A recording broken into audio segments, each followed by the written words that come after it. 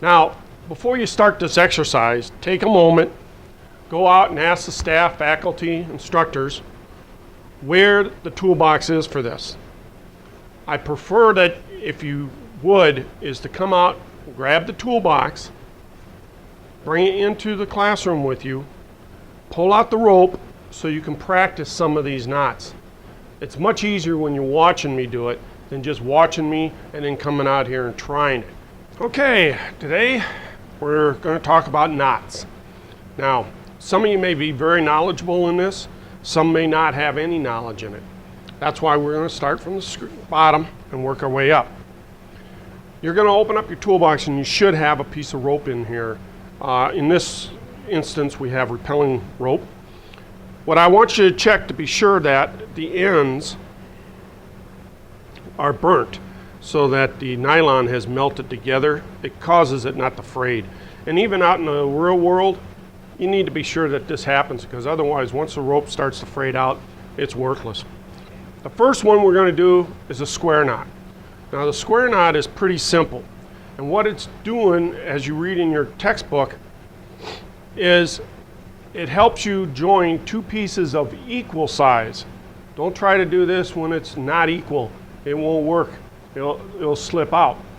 So here's how we're going to try to get this done. I'm going to show you in fast motion, and then we're going to go in very slow motion.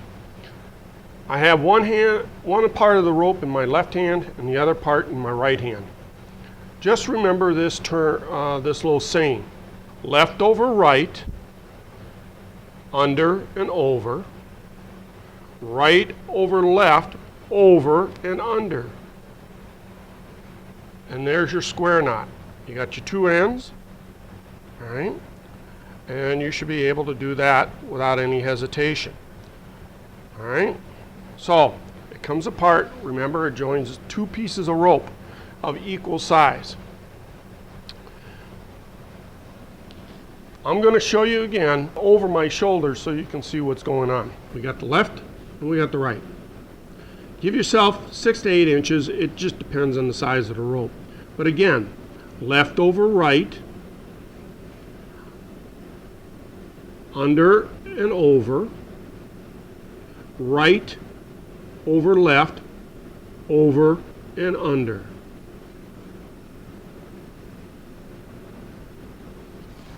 Now, the timber hitch is another basically simple knot to do. It's used when you're pulling an item, dragging it on the ground, timber. You could use it for pallets that you have to drag, or for one reason or another. Try to avoid anything that's really slick. It will work, but you know, there's better methods of doing that. The timber hitch, and in your situation, you're going to have a specific area to go to play with this, all right? I'm just using the bench because it's the simplest right now.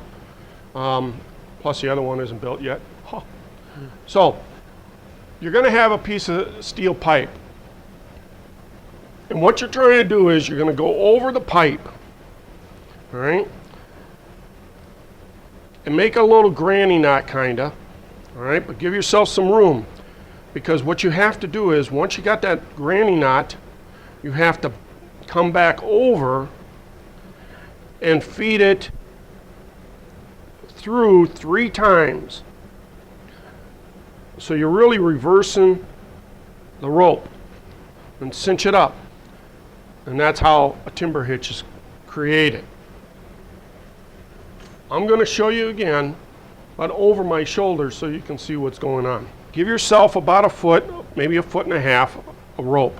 You're going to bring it over the bar and out the other end.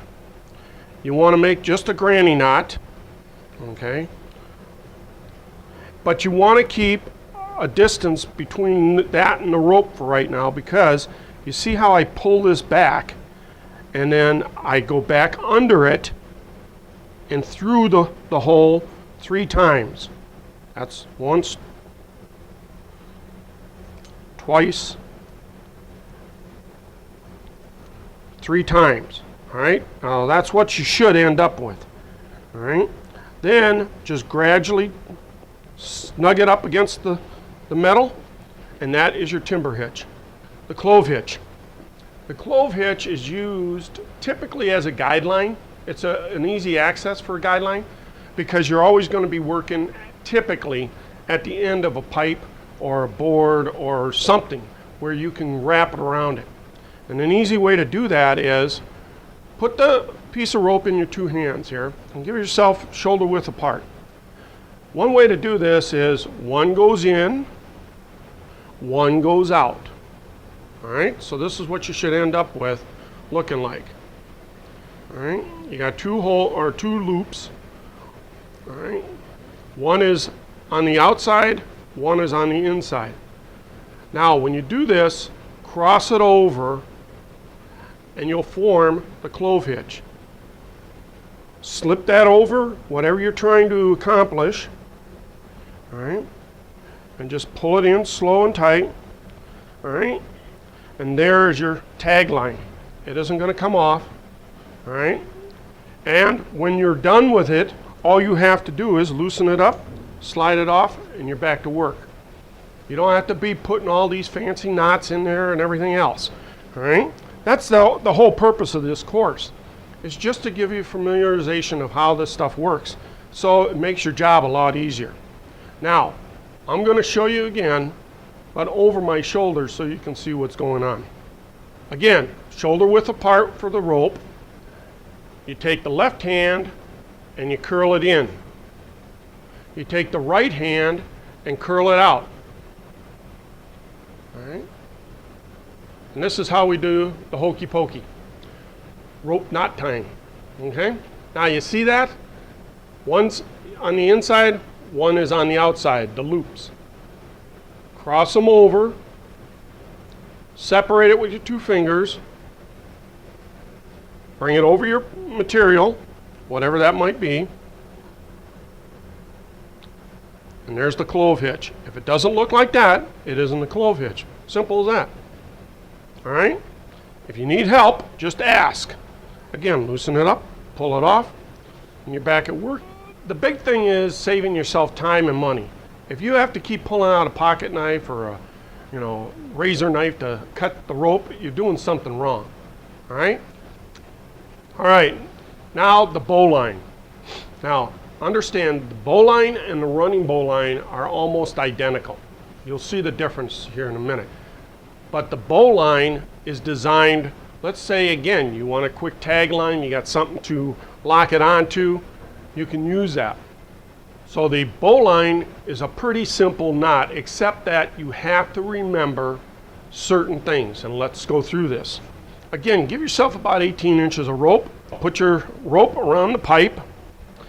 Now, here, you have to remember to make your circle or your hole like this. Now, your running end of the rope has to go underneath. Otherwise, it will not work. All right? It has to go underneath, and your dead end has to go over it. Now, this is the rabbit. This is how we're going to speak about this. The rabbit goes up through the hole, around your dead end, back through the hole, and grab these two ropes and start snugging it up. Now you'll see how it starts to collapse in there and secure itself. The reason I say use this for a tag line is if you have something that has a hook or something like that, all you have to do, it's already made, you just slap it over, close the hook, a shackle, whatever, and it's very easy. You don't have to playing around with it, and you have it all the time. Now, the only difference between this bowline and a running bowline is if you had a shackle or something like that that you could use the bowline for, that's great. But let's say you didn't and you had to go through a piece of metal or something like that. Well, what you do is you shove this through the metal and you take your dead end, slip it through the hole, and there's your running bowline. That's the only difference. All right? Now, we'll go back over this and check it. And what I always suggest to the students is, excuse me, is to ensure that you practice with this so you understand it thoroughly before you go away from the exercise, okay? This is going to be one of the few times, and it isn't really difficult, kind of fun, you know, until you can't do it enough times right, and then, but this will definitely help you out in the field. So let's look at this again. My running end, my dead end. I slip the rope over. I form my circle. So again, my dead end is here, and my rope lead is going underneath the other one.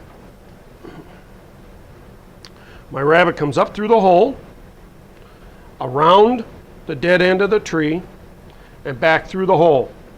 All right, something's chasing it, I don't know. Pull it in there so you start to form up the bowline. The nice thing about this is, see, it doesn't slide anywhere, okay? It stays right there, and it's very easy to get off, all right? Again, if you wanted a running bowline, just run this through the piece of equipment that you're doing, bring the rope through it, and there's your running bowline.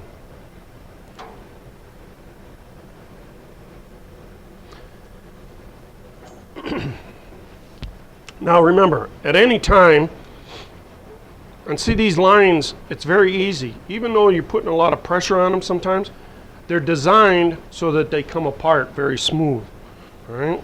Even, doesn't matter how much pressure you put on this, all right?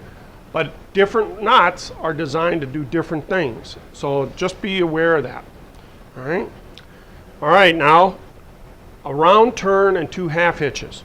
Again, back to your pipe, go around, all right, then come back over it, oops,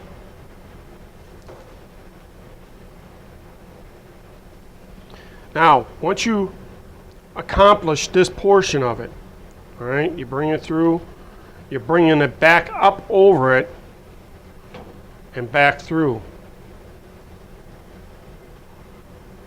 okay, and there's round turn, 2 half hitches. All right. Now, again, what are you using it for? Take that into consideration. This doesn't have as much strength as a timber hitch or something else that you might be using. All right. Round turn, 2 half hitches. Here's the round turn. Then you come over, and just like if you're just tying your shoe there, put a granny knot in it, but that's actually called a hitch, all right? Pull on it a little bit, bring it back around, run it through, and there's your 2 half hitches, okay?